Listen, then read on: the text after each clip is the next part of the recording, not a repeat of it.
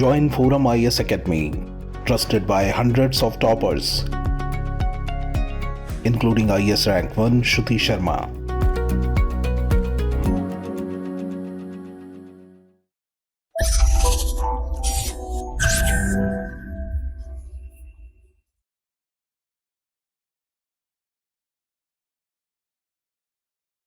Hello friends, this is Vijay. A very good evening. In our today's news discussion, we are going to discuss the 5 topics in the slide. The first topic is related to gig workers. Yesterday also we have seen some basics about the Gig Workers Act, what the Rajasthan government had proposed. In our today's news discussion, we will be comparing the Gig Workers Act with the Hamali system, what it have been prevailing in Maharashtra. So this is the first article, it came in the editorial section. Then the second article is related to the circular economy. The article title, Moving Away from Take, Make, Dispose Model. So this is the article title. Then thirdly, we are having an article related to the Biodiversity Amendment Bill. Lok Sabha passes the contentious Biodiversity Amendment Bill. Here we will be seeing what are the amendments the government had proposed. Then we will be seeing some basics about the Biodiversity Act 2002. Then the fourth article is related to the full reserve banking. This is the concept oriented topic. So I think it will be important for prelims preparation. Then the last article is related to the no trust motion. The opposition's plans no trust motion against government. So here the opposition parties, they are seeking the government attraction towards the Manipur issue. So that's what they have been planning to pass the no trust motion in the Lok Sabha, right? So this is the last article we are going to discuss today. Now, without any further delay, let us dive into the discussion part. This is the first article, guys. Drawn from gig workers' struggle, hymn in Rajasthan, right? So, with respect to the gig economy, we all well known, it have been providing employment to 15 million people in India, right? 15 million people are getting employment under the gig economy. So, here how the gig economy have been functioning, we will be having a digital platform in traditional method, right, where the aggregator is nothing but the owner of the company. So in India's context, we are having Ola, Uber, Swiggy, Zomato, right? So these digital platforms, they are called as an aggregator. So these aggregator, they will be providing some assignments to the freelancers, and after the accomplishment of those assignments, they will be getting the remuneration. The freelancers will be getting the remuneration, and the aggregator, they will get some fair compensation for the utilization of their digital platform, what they are providing to the customers, right? So this is how the entire system have been functioning. Now, with respect to this article, we all well known who are gig workers and what are their concerns, right? They are working for a very long time, but they are not getting any remuneration, because with respect to this gig economy, the employer-employee relationship is not existing. Rather than the freelancers, they are working as a partners for the company. So they will be working for some time and they will accomplish some assignments. They will get the consent remuneration, and if they want to go away, means they can go away. So this is how the system have been functioning. Now in this context, the Rajasthan government, they actually came up with the Rajasthan Platform-Based Gig Workers Registration and Welfare Act 2023, right? Here in the article, the author Nikhil Dey and Aruna Rai both have been comparing the Hamal model, what it have been prevailing in Maharashtra, with the Rajasthan Platform-Based Gig Workers Act. Because certain tenets of the Rajasthan Platform-Based Gig Workers Act were derived from the Hamal model, what it prevailed in Maharashtra. So we need to know what are the mechanisms the Rajasthan government had derived from the Hamal model, right? So let us have a brief discussion on this topic. So what is in news? The Rajasthan government, they passed a bill for gig workers. And in the bill, they actually mentioned about the aggregator. Who are aggregator? They are an app-based platform. In India's context, we are having Zomato, Swiggy, Ola, Uber. So these players are app-based platform and they are termed as an aggregator under the Rajasthan's Gig Workers Act. So they will be connecting the customer with the driver. With respect to Ola and Uber, this is the scenario. They will be connecting the customer with the driver. In other platforms, they will be connecting the customer with the freelancers. So this is how the arrangements had made. So after the accomplishment of the task, these aggregators, they will be deriving some healthy commission for providing the freelancer to the customers. Meanwhile, the freelancers also will be getting remuneration based on their assignments what they are going to undertake, right? So this is how the entire gig economy have been functioning. Now, with respect to this economy, there are few concerns are there which are raised by freelancers throughout India. What are they? The aggregator, they have been fixing their remuneration on its own will, and often it have been acting as a devastation towards the freelancers. So this is the concern. Moreover, with respect to the gig economy, they are not having traditional employee-employer relationship, right? So this is what it had been given here. The nature of the unorganized work leaves all gig workers at the mercy of cartel of employers that call the shots. So these employers, they are actually forming a cartel, and they have been fixing their remuneration for each and every assignments. These have been acting as a devastation to the freelancers who are working with the aggregators, right? So generally, the freelancers, they have been working for a very long time, but they are getting very low remuneration. So this is where the concerns are arising. And here they had given that the truth is that social security is supposed to be a part of wage earned by the worker, kept for all basic human needs, including moments of crisis when a worker is unable to work due to ill health, old age, or even a need for a leave.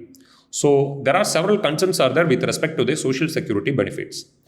With respect to the freelancers who are working in the gig economy, they are not getting the sufficient social security benefits like what the traditional employee-employer relationship have been providing it to the employees, right? So these are the stuffs we need to know. Then with respect to this article, the author have been comparing the Hamal model. So we all well know who are Hamals. So Hamals are also traditional unskilled laborers. They will be working for assignment basis task, right? So they will be getting the remuneration for the assignments what they are going to undertake. So these people will be called as a Hamals. Generally, people who are working in the truck stations, right? So these people and all will be called as a Hamals. So the system is highly prevalent in Maharashtra. In the state of Maharashtra, the system is highly prevalent. So in the past, the Hamals also faced the same issue what the gig workers have been facing now. So what they did, they actually formulated a Hamal Panchayat. So Hamal Panchayat, it is a union for Hamalis, and with the support from the government, they also formed Mathadi board. So this is the board, and it is a tripartite board, and it will be having the representatives from Hamalis, government, and from the employer who are going to reap the benefits of the Hamalis hard work, right? So these all people will be there, and the Mathadi board, they will be negotiating on behalf of the Hamalis with the employer, and they will be fixing their remuneration for the task what the Hamalis are going to undertake, right? So this is how the Mathadi board have been functioning. Then for each and every transactions, there will be a cess-like charge from the Mathadi. So if the employer is providing any task means, then he need to pay some cess charge to the Mathadi board. This fund will be used by the Mathadi board for the welfare-centric measures towards the Hamali people, right? So this is what the system had devised in Maharashtra. Right now, the Rajasthan government, it actually adopted the same measure what the Hamali model is having in Maharashtra. So Rajasthan government, they actually formulated the social security fund, right? The social security fund will be having the amount which are accrued from the transactions in the form of cess. So the cess will be levied on each and every transactions in the range of 1 to 2%, and this amount will be accrued in the social security fund, and it will be used for welfare-centric measures like social security benefits, accidental insurance, health insurance, then towards education, right? So this is how the social security welfare fund is going to function, right? Then with respect to the Hamal Panchayat, they did the resource optimization with respect to the fund what they accrued under the Mathadi board. Right now, they are having their own banking system, and they are having their own housing board also. So these housing boards, it have been constructing several homes for the Hamali people, right? So the same prototype have been taken by the Rajasthan government, and it have been implemented in the Rajasthan Gig Workers Act, right? So this is what the author had been discussing throughout the article. Then in the conclusion part, both the authors, they have been stating that inclusion of a Hamal model in tailoring Gig Workers Act in Rajasthan is a forward call for their development. Moreover, in the future, it is expected that most of the state governments in India and the union government, they will take cues from their Rajasthan bill and they will be implementing the act throughout India. So this is what we can expect, right? Now, let us wind up this article here. Let us move on to the next article. This is the second article, guys. Move away from take, make, dispose model. Okay. Primarily, the author Leena Nandan, she is a secretary to the Ministry of Environment, Forest and Climate Change. She has been speaking about the circular economy throughout the article. And she is also showing some highlights on G20, the India's initiatives in G20 with respect to the circular economy. So this is what the author has been discussing throughout the article. The context, with respect to the context, she is stating that resource efficiency and circular economy are powerful strategies that can effectively minimize dependence on natural resources, curtail waste, and encourage sustainable design practices. So in today's context, we are well known, we are not doing any recycling method in a proper way. Only 20 to 25% of the waste are getting recycled. Okay. And with respect to electronic goods, only 12% of the electronic goods are getting recycled. So this is the pathetic scenario with respect to the recycle in Indian context. With respect to G20, I hope you all well known, India is a president for G20 this year. So there, India's priority areas are the circularity in the steel sector, right? Then extended producer responsibility. I hope you all well known about the extended producer responsibility. It is like a buyback scheme, okay? So thirdly, we are having circular bioeconomy, establishing an industry-led resource efficiency. Then fourthly, circular economy industry coalition. So these are all the four priority areas of India in G20. So why steel sector is getting high focus in the G20? With respect to India, steel is one of the core material, right? So it is an energy intensive process to manufacture the steel. Moreover, steel sector have been creating enormous waste. So that's what the government is striving to achieve the circularity in the steel sector, right? Moreover, around the world, steel contributes for 7% of the global energy sector emission. So if 100 gigatons is getting emitted by the world countries, means 7 gigaton is from the steel sector. Then in the recycling, a bioeconomy and biofuel, the author has been stating that we are having over 20,000 registered producers, importers and brand owners and over 1,900 plastic-based processors on the centralized EPR portal. So in the year 2016, the government came up with various rules like plastic waste management rules, then electronic waste management rules, like that. So there the government envisioned the extended producer responsibility. After dispensing the product from the retail end, it will be monitored throughout its life cycle, and at the end of the life cycle, it is expected that the consumer will be returning the product to the retailer or to the manufacturer directly. And after refunding the product, he will get the deposit amount what he settled with the retailers. So this is the idea behind the EPR. And India boasts one of the largest frameworks for EPR. So these all initiatives it were taken since 2016. Okay. Then she is stating that we need to achieve 60% recycle with respect to the goods what we are consuming in India.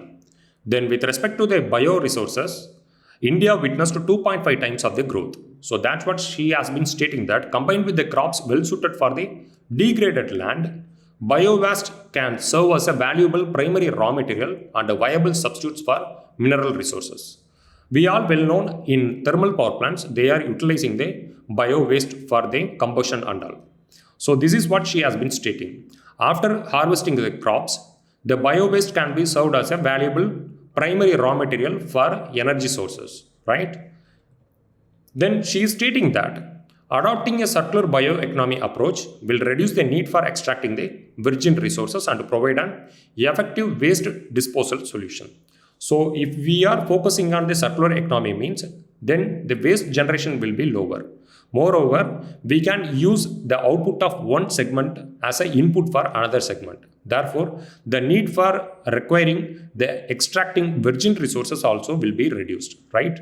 So this is the statement the author have been stating here. Then she has been listing out the measures what the government has been taking since 2014 with respect to the circular economy. The first measure is PM Jeevan Yojana. So it provides financial support to integrated bioethanol projects to set up second generation ethanol projects. In the second generation ethanol projects, we are extracting the ethanol from the food crops, right? So with respect to the food crops, we are extracting the ethanol. For that, we are having PM-JEEVAN scheme. And India has also made it mandatory for coal burning thermal power plants to use a 5% blend of biomass pellets along with a coal. So this is what I already stated you.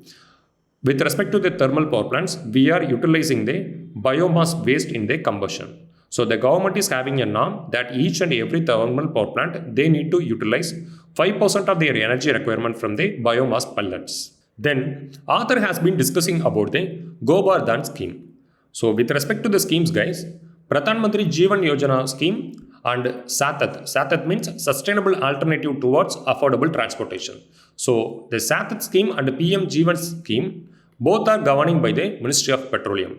And the Gobar Dhan scheme is governing by the Ministry of Jal Shakti. Okay. So the scheme was launched by the Government of India to convert cattle dung and other organic waste into compost, biogas and biofuels to promote sustainable agriculture and reduce pollution. In the rural ranges, we can reduce the pollution by establishing the Gobar projects in each and every home who are having cattle. So this is the ultimate aim behind the scheme.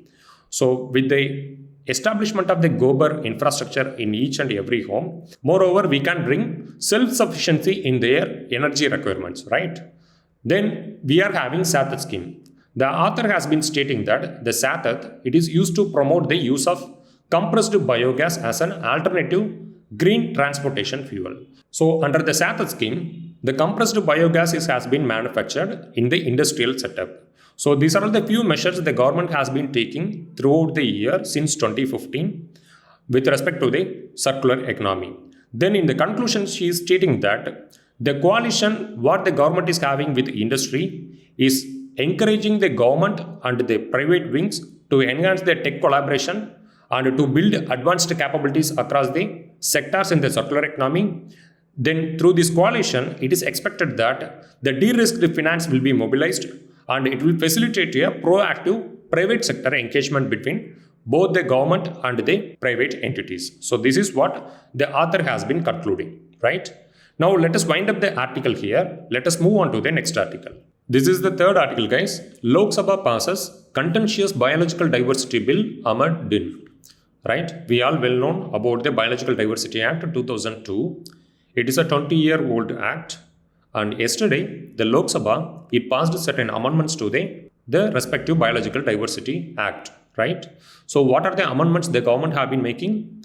The bill sought to exempt registered Ayush medical practitioners and people accessing codified traditional knowledge from giving prior intimation to the state biodiversity boards to access their biological resources for certain purposes. This is the amendment they made yesterday. So what they are telling, previously, if any traditional practitioners, if they want to access the resource in the wild means, then they need to get the approval from the state biodiversity boards. But with respect to this amendment, from now onwards, there is no mandate for the traditional practitioners to get the approval from the state biodiversity boards to access the biological resources for certain purposes, right? So this is the amendment yesterday the Lok Sabha have been made on the Biological Diversity Act 2002. The proponents of the amendment, they have been stating that it will encourage the ease of doing business, but certain NGOs, especially certain environmental organizations like LIFE, you might know the Legal Initiative for Forest and Environment, right? They stated that it will solely benefit the Ayush firms, not the traditional practitioners. It will give benefit to the Ayush related firms.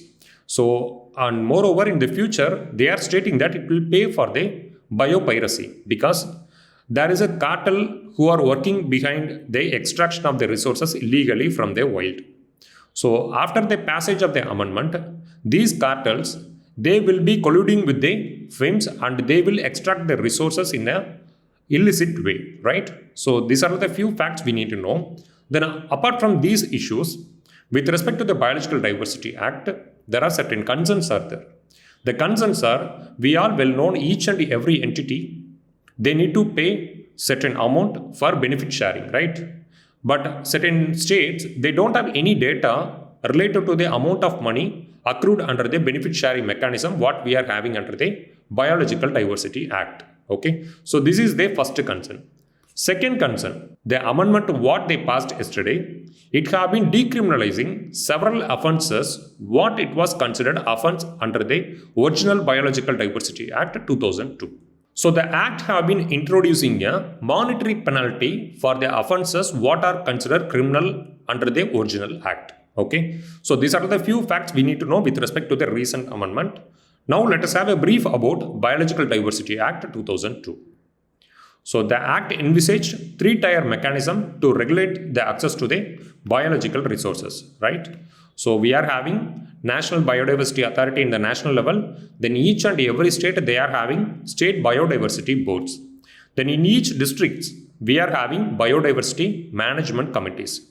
These management committees, they will be chronicling the resource what they are having in their jurisdiction. So if any individual or if any entity, if they want to get access to any resource means, they need to get the approval from the state biodiversity boards. If they want to utilize the resource for exports means, then they need to get the approval from the National Biodiversity Authority. Okay. And moreover, the National Biodiversity Authority, they will represent India with respect to any issues arising out of the biological resources in the international arena. Like you all well known, there was a patent issue, there was a patent case between India and America over the neem and turmeric, right?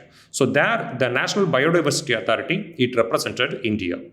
Then state biodiversity boards, they are also playing a well-decisive role as compared to the National Biodiversity Authority in the state level jurisdictions. So as I already told you, biodiversity management committees, they are chronicling the resources, what they are having in their jurisdiction, right? Then the Act provides these authorities with special funds and a separate budget in order to carry out any research project dealing with the biological natural resources of the country. So apart from chronicling the resources and giving approval, these agencies, they are also involving in research and development over the biological resources what we are having.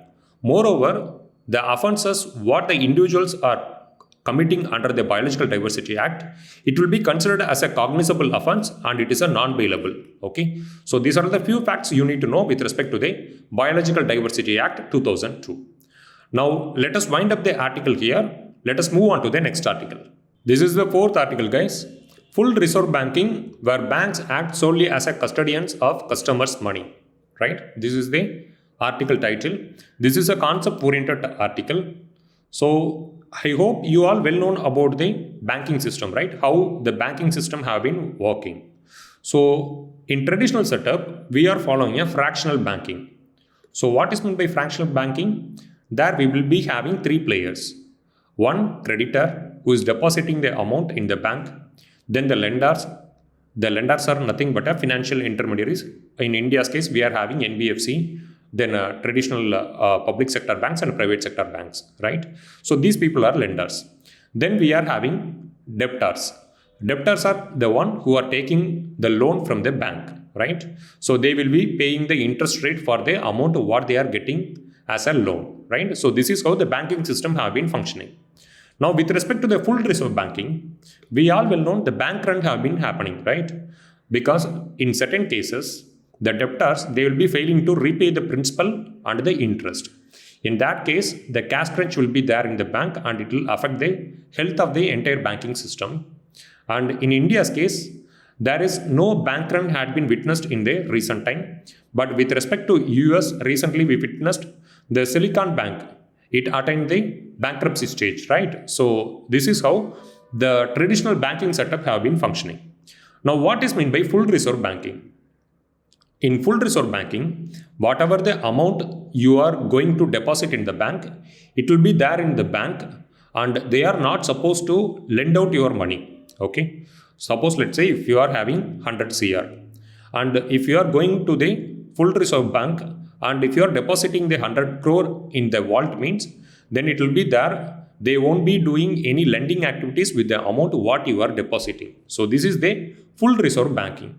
But with respect to the fractional banking, here we will be paying the deposits in the two variants. One is time deposits and another one is demand deposits, right?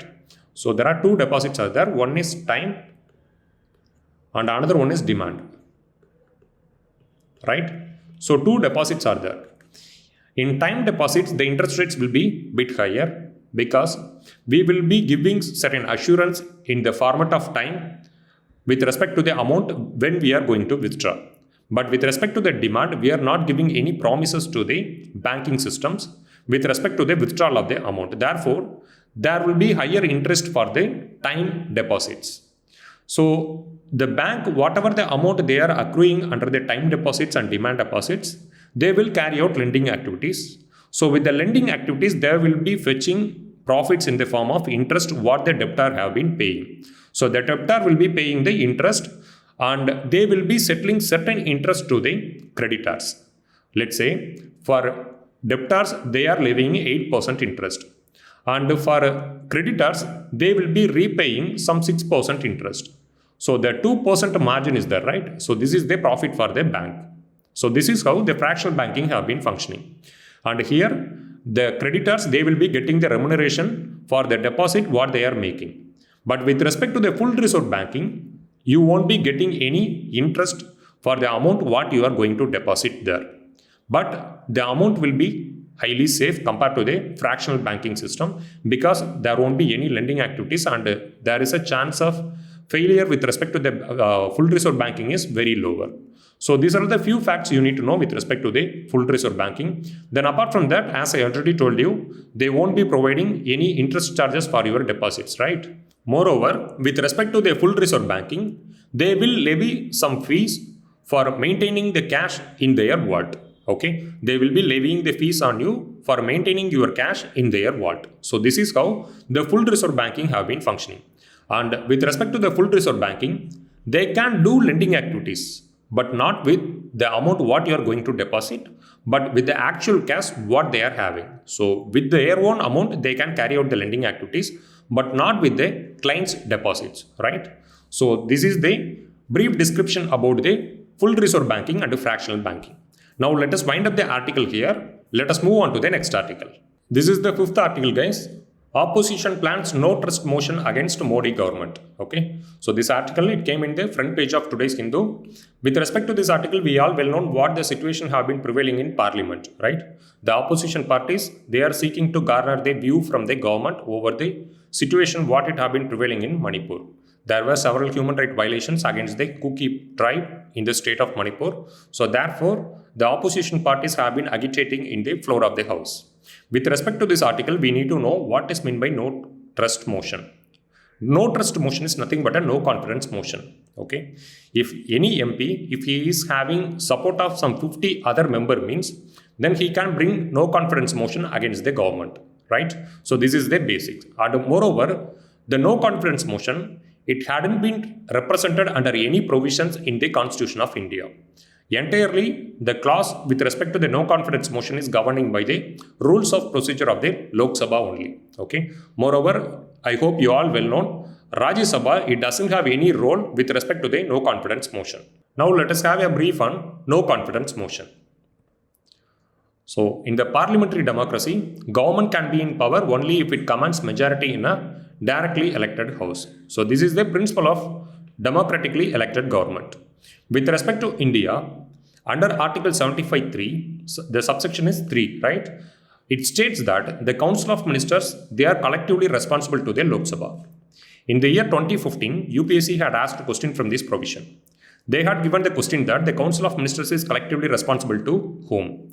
The four options are Rajya Sabha, Lok Sabha, then Parliament, then President. This is how the options were they had given, right?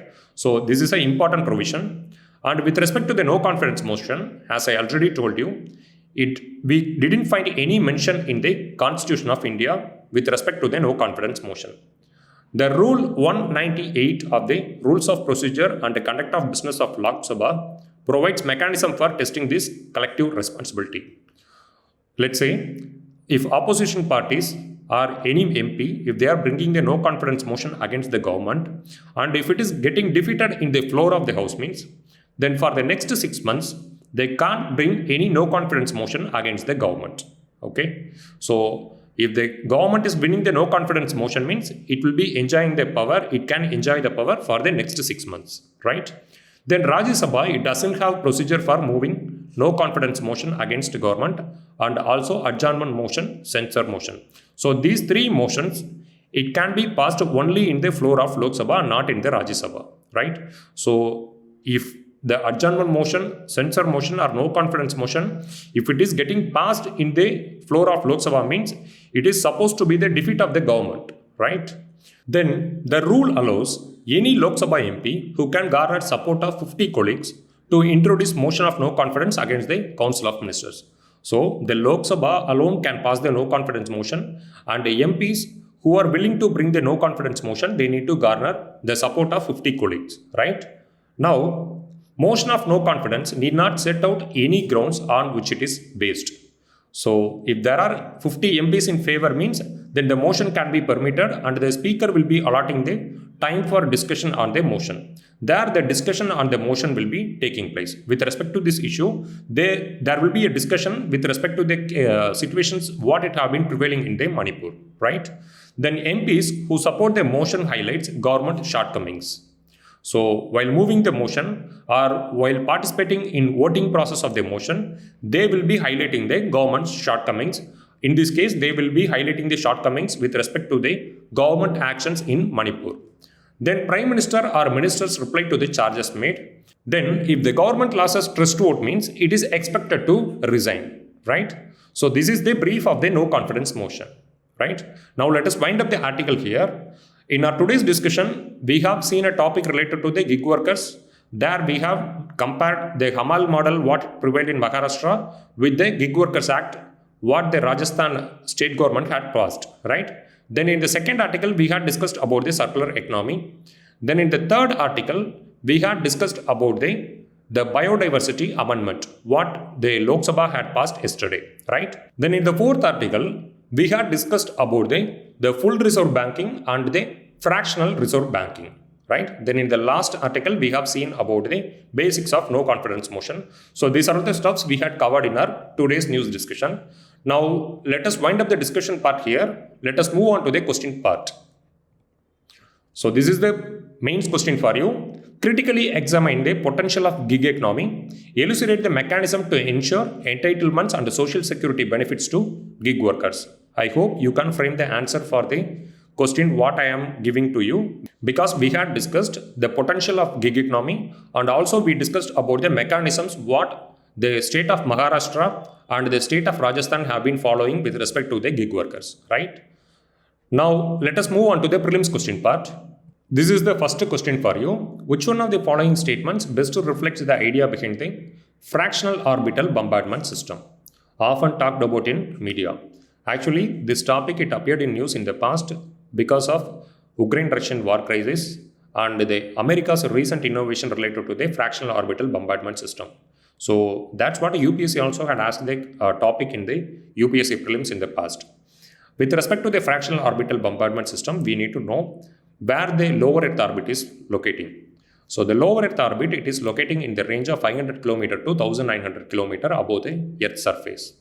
So from the lower Earth orbit, we can hit the enemy's target with the help of nuclear missiles.